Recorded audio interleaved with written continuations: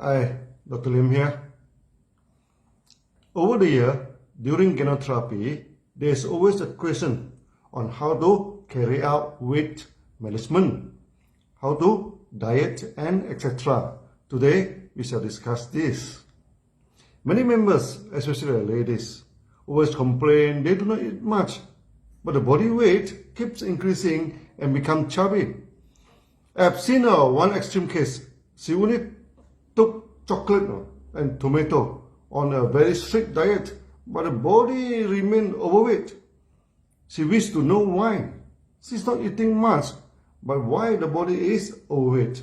Of this, we must know why the body become obese. There are two main reasons for that now. The first is due to overeating, which most of us already know. The second reason is due to weakness in metabolism, which is very few people know it, okay? And we shall cover it here shortly. Many people think that we should take 3 meals a day to maintain good health and good energy. But our body digestive system is at the strongest activities from 11 o'clock to 1 p.m. Okay, strongly suggest that 1 meal per day is sufficient for the body.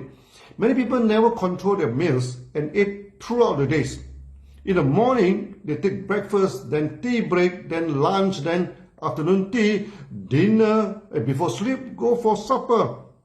We have explained in our past video, when you eat too much, you are stressing your liver and pancreas.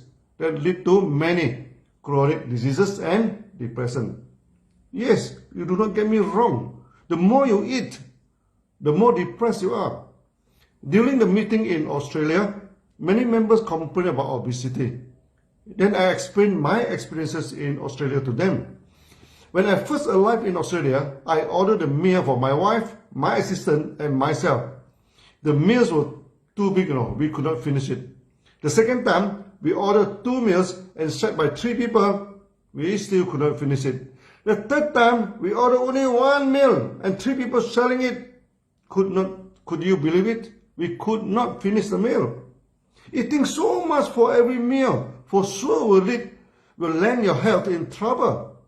After meeting in Australia, one member from Greek heritage brought me for a Greek restaurant.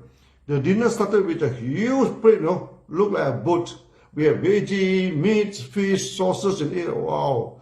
After eating, I thanked the member for the dinner. And they say, what dinner? This is just an appetizer. Then the real dinner came. It's served with a whole lamb leg and the whole fish so big. I never forget the dinner. And remind the member, if you continue to eat like this you will end up with a lot of problems. The question now is how to cut down the amount of food and yet we do not feel hungry or discomfort. There are a few ways we can be on diet and not feel uncomfortable and hungry all the time. There is one habit that is important, which is to eat the food slowly. Chew it well before you swallow it down. Chewing the food and tasting it well gives you the satisfaction of eating. Also, the stomach needs 5 to 10 minutes to communicate well with the brain to give you the sense of fullness. If we eat too quickly, by the time you feel full, it is already too late. And that is supposed to be the feeling 5 minutes ago. Can you imagine how much extra food you eat during these past 5 minutes if you eat quickly? So, eating the food slowly is a first step to manage your food. Next is taking big meal a day, 1 big meal a day, and small meals other times. The time of big meals, preferably around 10:30 to 1 p.m. Many people support the theory that you should have a heavy breakfast, then that gives you enough energy for the day. That depends when you take your breakfast. If it's too early in the morning, by the time your stomach system is not yet activated, large intake of food can spoil your stomach system. So the best practice is when in the early morning, taking only liquid meals for easy digestion, then go for a big meal around 11 a.m. to 1 p.m. Then later part of the day, take only liquid meals like congee or porridge. This is a good way to be on diet, as intake of liquid meals prevent the hunger feeling. When you get used to that type of lifestyle, you never feel hunger and stomach problem. Try to cut down your food suddenly, to go on diet is not a good move. When you cut down your food, you send a wrong message to your brain. Food is not sufficient. That will make you feel even more hungry. After the diet program, normally when you receive eating, the sense of hunger is great and you will unwittingly consume more food. At the end, your body bloated up and become more obese before your diet. The right way to start your dieting with slow eating, then in itself can cut down the food intake naturally. Then goes for one big meal and two small meal approaches, using liquid meals to replace the solid meals.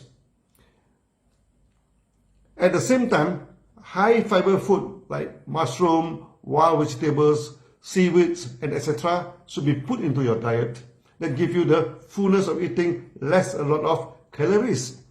During this COVID period, the DXN started to promote the hanging garden at home and selling the mushroom logs so that you can get fresh mushroom at home, wild veggie logs, and you can get wild veggie gardens. So also seaweed for the food program. This is started in Malaysia and we shall promote it throughout the world. The other known reason for obesity is due to weakness in metabolism. When your body digests the food, you get sugar for energy and other nutrients like protein, etc. to build up the body. So when the food is more, then the surplus sugar and the nutrient will be combined for fat and stored in the body. When the metabolism or digestion is weak, this process is short-circuited. Before your body uses up the required amount of sugar and nutrient, they are prematurely stored as fat. The main reason why such short-circuit in fat metabolism happen in the body, when the body is weak and the metabolistic process become weak too. The food is not burned effectively to give us good energy, but rather left over as bioacid in the body. You need organic acid like citric acid or acetic acid to complete the burning in a circle known as citric acid cycle. In a citric acid cycle, it is here that occurs for breakdown products of the cell's major building blocks like sugar, fatty acids, amino acid, etc. and oxidize to carbon dioxide. It means the full burn-down of these food elements need bioacid. Nowadays, many people do not take in much bioacid foods like vinegars, sour tomatoes, tamarind, citrus, and etc. And due to misunderstanding of taking alkaline food, and they mistaken all this bioacid as non-alkaline food. This is exactly opposite to their knowledge. All these bioacid foods like vinegars, tamarind, sour tomato, citrus, and lemon are alkaline foods. And they can burn down the food completely and remove the metabolistic acidic waste. Then turn your body alkaline actually.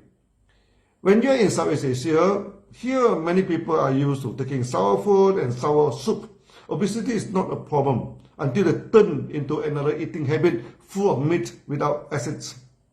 Some countries they also take fermented sour food, like the injera in Ethiopia, which is a flat bread that is very sour, and you can see the people there are quite slim.